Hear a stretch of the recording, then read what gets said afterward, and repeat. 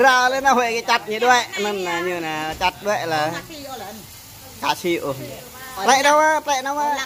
còn quay tì tu mẹ này quay tì tu địa này ẩm hẻm là tảng đấy bong về này cái nào bơ là mà bơ này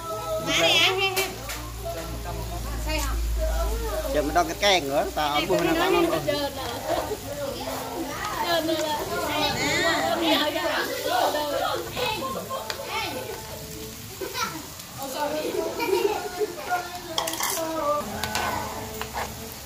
bằng cái hả nằm lo hả bằng cái bằng nàng lang đấy mà đừng đẹp ớ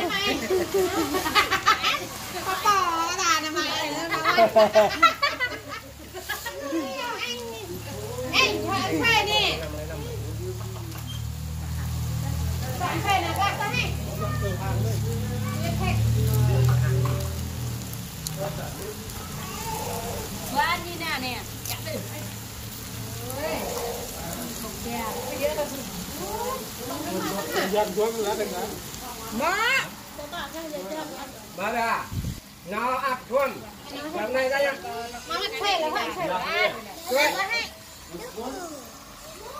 Cô nghe làm á? Làm không? cha thôi mỹ lệ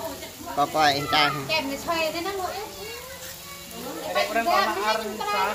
beri nhầm ra Đây là ar đi, là ar mà như là đi. không đấy gọi là chứ đấy nhầm mà lại nhầm mà cái cái năng tay so cái đó hết bọc so đấy bọc trong tre trong hang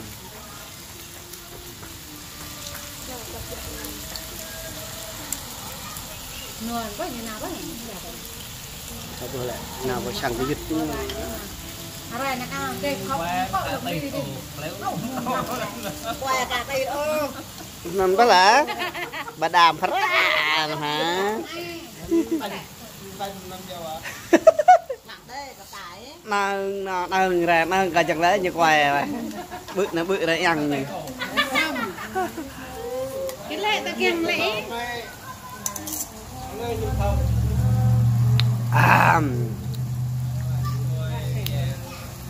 cái bạch tay như nào mọi chút kem họ nữa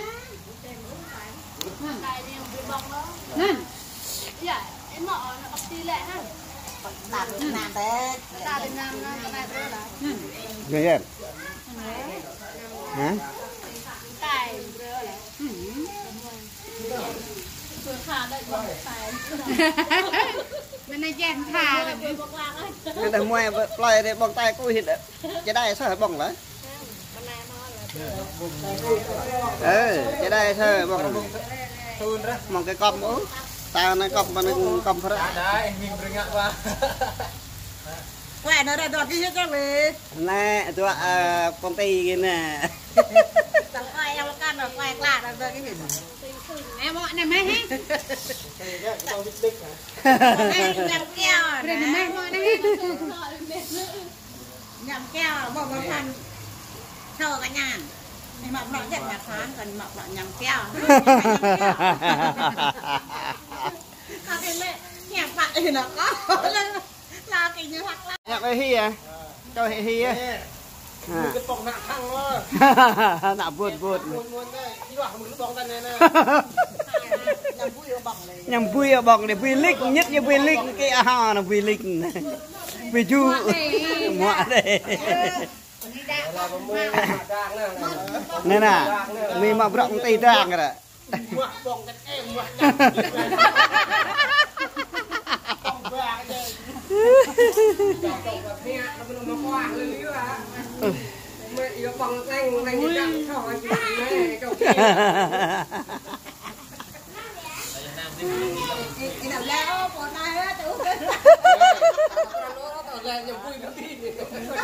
miun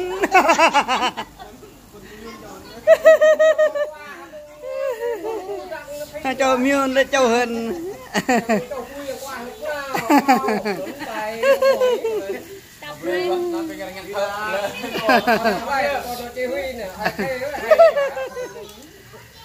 rồi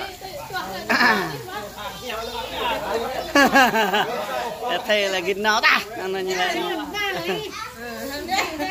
mà vui to mà nụ to nào mình ra đây nhớ người ta cái sáng mới như này ta tự phi lạt này bây giờ lốp miệng bữa giờ cái này nhá nè sáng nè đời ta tung giang nè hai họa có nhẹ gạo để ở bữa ta tọ quy cả nhà nhạc lông lang heo heo heo na bữa là bữa tí này tăng ba heo hay tăng nguy ra ha này nè kia biết là mi là như ở bữa ồn ào nè hao ni luôn bò nhầm đừng bò ghét đừng nhiều tao này nó